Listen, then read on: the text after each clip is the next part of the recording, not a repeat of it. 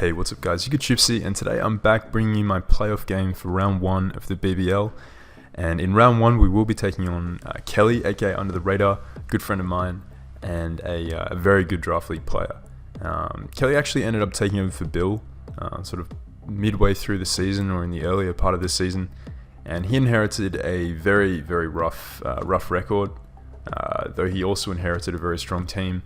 But Kelly managed to turn this team's, I think it was 1-4 or 0-4 or something abysmal like that into a playoff making team. So real big shout outs to Kelly for that. He did of course take over Bill's team, which was the Mega Lucario team, and it has threats like Z-Mance, Z-Manaphy, with Aurorvale support from Ninetales, and then Necrozma, which is always a bit of a wild card. He's got some great bulk in P2 and Lantern and stuff like that. So very spooky team, and Kelly's used it very well.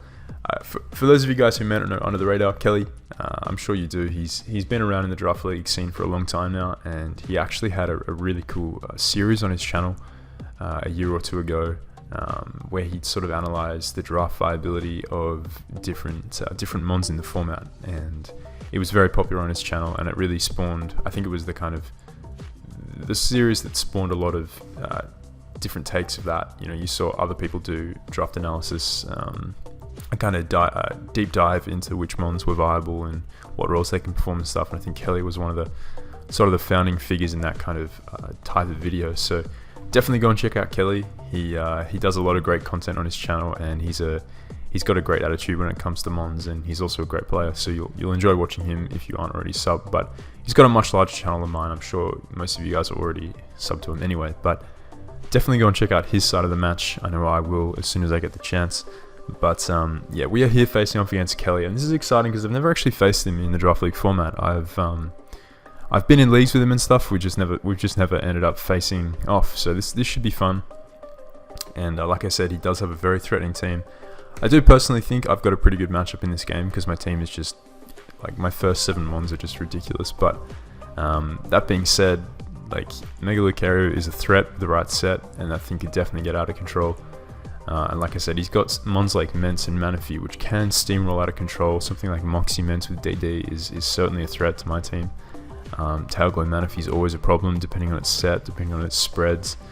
And he's certainly got viable ways of getting those mons into a position where they can set up through, Aurorvale from Ninetales, through speed control from Whimsicott in Tailwind or Trick Room with screens from Whimsicott and Memento support. So he's got a lot of options that he can work with. But in my case, I also have a ton of options that I can bring to this game. And as you can see, we are going to be doing a team builder. So that's something that a few of you guys have wanted to see for a while now. But due to time constraints, I just tend to leave it for playoffs, and it is more exciting in playoffs, so it's kind of hype in that sense. But we are here, and the first one we have on our team is going to be Magina.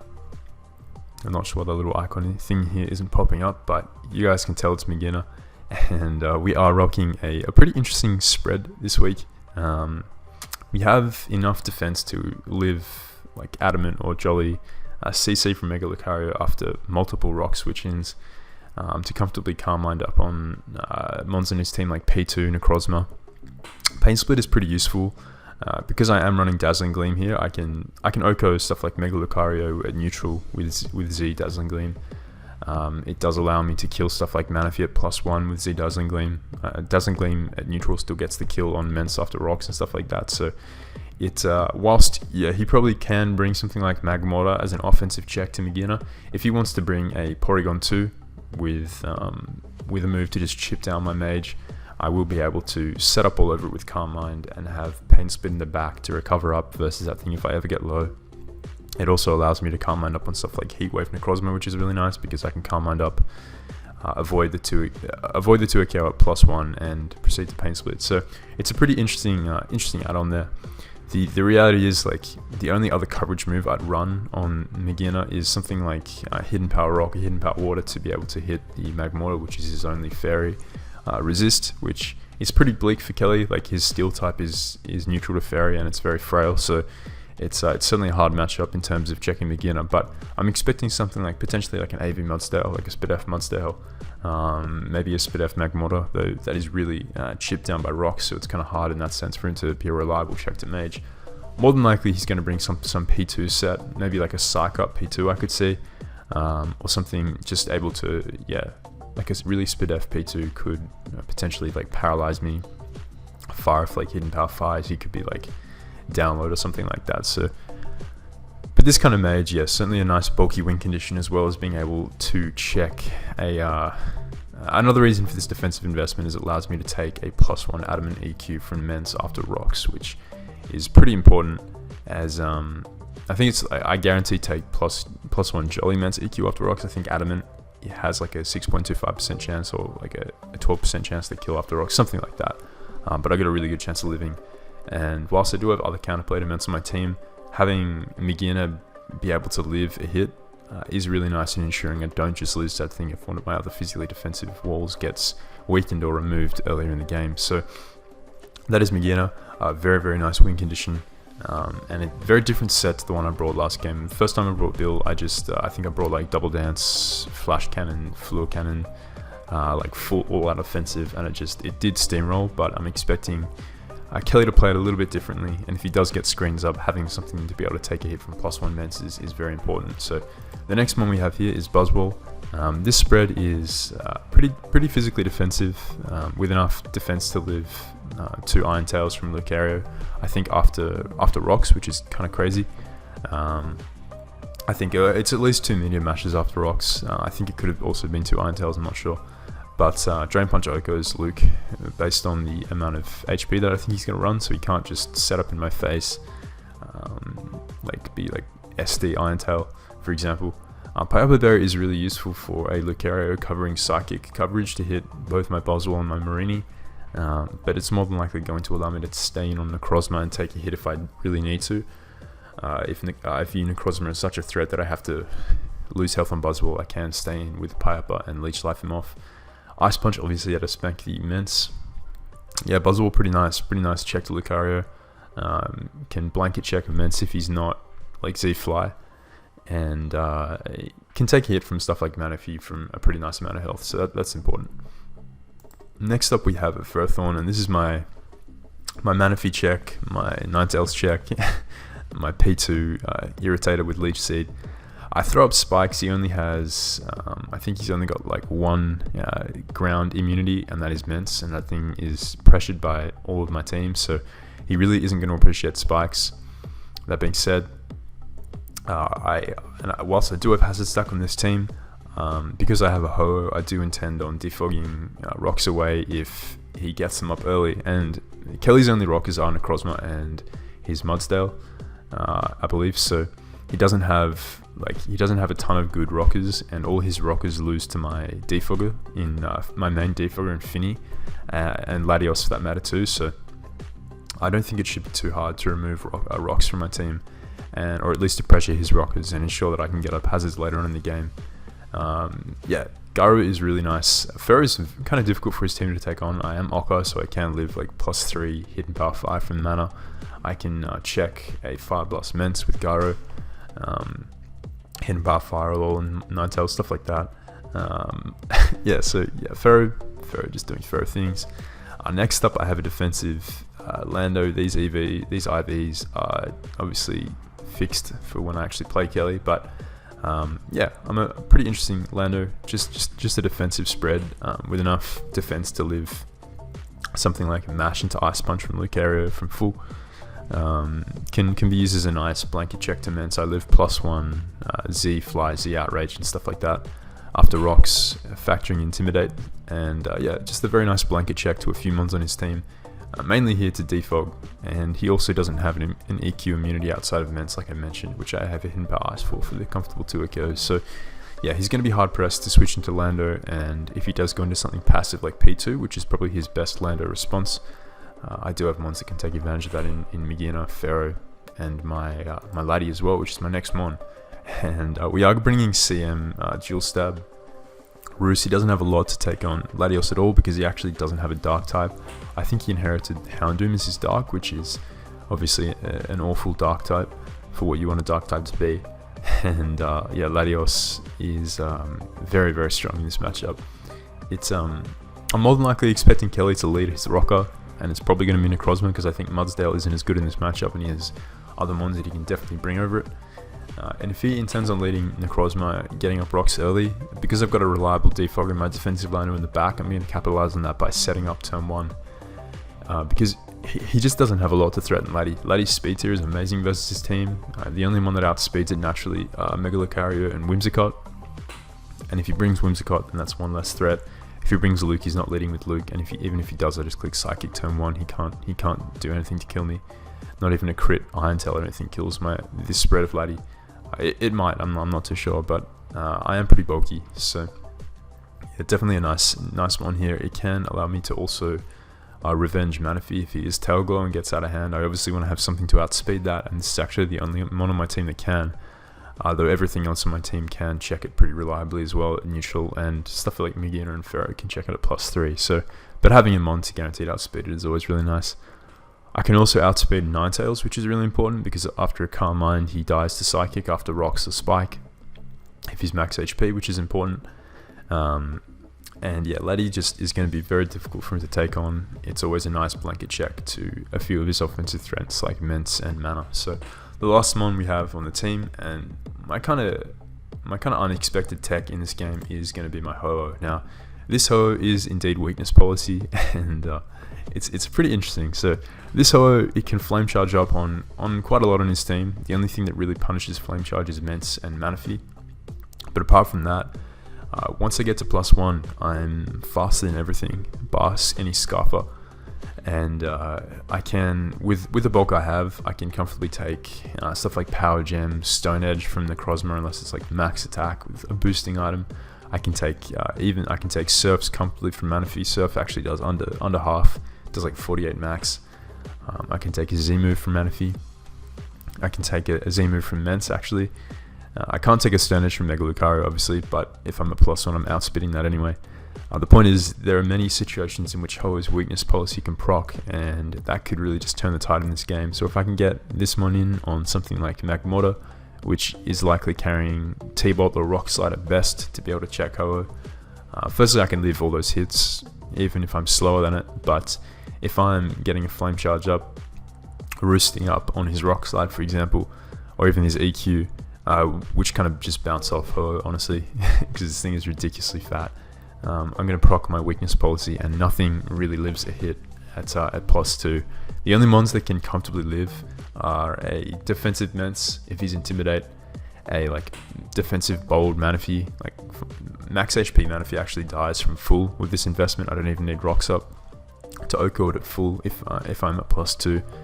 But stuff like P2 and like a defensive Necrozma might be able to live a +2 Brave Bird, and then something like Mudsdale and Lantern, but his offensive mons all get cleaned up, and if I can bring Ho in like in the mid game or even the late game, then it's got a really good chance to put in work and potentially win this one. So that is going to be the team builder. I'm going to pause it here, and we're going to jump into the game after I play, and we'll see how it went down.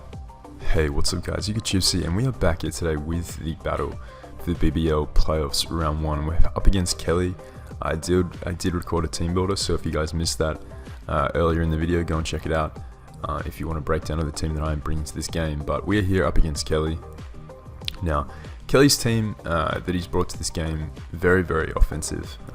He hasn't opted to bring stuff like Lantern and Mudbray, which would be pretty decent Ho-Oh checks.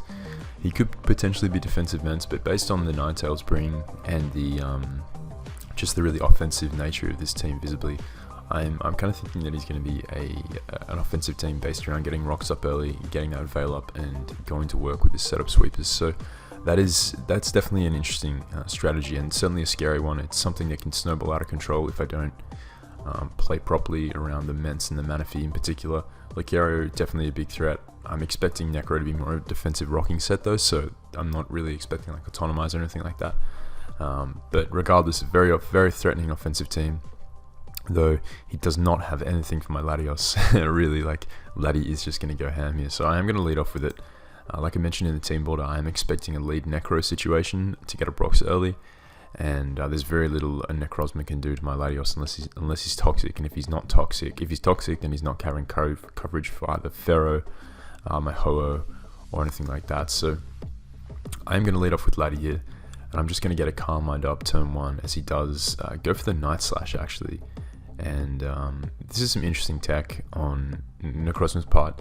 He's not invested, and that's going to be revealed by this damage. He's going to do very, very little damage to me, as I do just get up the Carmine, but it's enough damage to break a sub, and I think that was Kelly's actual reasoning behind running Night Slash on this set, even with a timid nature or like a minus attack nature. You see this Night Slash does a decent chunk. This is actually a crit, so we're going to... we already played the first 3 turns of this game in like 5 minutes earlier, but I actually crit his Necrozma turn 2 with Draco, which meant that he didn't get up rocks, and rocks are pretty important for him this game, so I would have needed a high roll regular roll, high roll non-crit to take his Necro out. So I did offer him a restart there, and as you're going to see, we're going to sort of play to get to the point where he gets up rocks and I'm at this amount of health. So now I'm going to drop a Draco, and if I don't get another crit, we should be in good shape. I could also take him out at +1 and just get the high roll, but he lives on a nice slither there, as Laddie will be left pretty low. So this is how it should have gone in our first sort of play out of this game, and we're going to play from here. So I'm going to calm mind up again, knowing that his Night Slash is doing very little to me, and really, like, the only way it does significant damage is if he crits me, and if he crits me, then I can just recover stall his Necro a bit, as he does just click Night Slash here, and it's only doing like 60 damage or something like that. And I think at this point Kelly realizes that this is probably not a good idea to stay in with his Necrozma versus my Laddie, because I can recover up and eventually get back up in the positives in my special attack and threaten whatever wants to come in the following turn when Necrozma goes down. So I'm going to roost up again as he does bring in his Mega Lucario. And quick shout outs to Aeron2420 for recording my game and organizing my graphics, and to Clutch sometimes for genning my team this week. So he is going to Mega Evolve and just click Meteor Mash. So Mega Lucario, pretty nice check to my Latios, making sure it never gets out of control, because neutral Meteor Mash is really strong for adaptability Luke, and he's always going to outspeed me with his base 112 speed. So he's going to get the mash off, and he does not get the attack rate, so Buzzwall is inside. And I'm just going to roost up here because he's got really, really safe switch into Mence or something like that. But he actually goes into his Necrozma, which is a fine play, not wanting to risk me going for Ice Punch on his Mence, which I think makes a lot of sense. But we're going to get back up to a nice amount, as his Necrozma is going to come in here. And I'm thinking, based on the coverages Necro's run, he's shown Stealth Rocks, Night Slash, he's more than likely got Photon Geyser, and I'm assuming he's got Heat Wave to be able to take on my Pharaoh. So this is actually the kind of mon that my Ho-Oh can Flame Charge up and Roost up on. So I'm going to do my best to get my Ho-Oh in here and start causing some havoc to his team. Begin is looking like a really nice late game win condition, and Ho-Oh could be a really nice early game breaker, if not a cleaner if I can position it correctly. So he's going to go for the Photon Geyser. I attempt to go for the Defog here, but he actually does outspeed my Lando, implying that he's running a decent amount of speed, and I think he was creeping a Buzzwall, creeping something. He did show me his spread, so yeah, his Necro does turn out to be faster than my Lando, so unfortunately I'm not able to defog my rocks away, but Ho-Oh is going to come inside here, and even at half I will be able to comfortably take a Photon Geyser, because Ho-Oh is too fat. But I'm actually faster than this Necro, so he wasn't that fast. Like, my Lando wasn't that much slower than my Ho-Oh, but I think he was just fast enough to beat my Lando, and obviously missing out on the creep that I was running with my Ho-Oh. So his Photon Geyser is going to about 50 damage, which is nuts considering he was actually special attack invested and like a Modest or something like that, and that's a really strong move. So yeah, Ho-Oh is insane. So I'm going to get my Flame Charge up here, and it's going to do enough to where he's in range of another Flame Charge. But my play here is to just roost up to a nice amount of health, ensure that I'm out of range of anything that he can go into and revenge me the following turn with.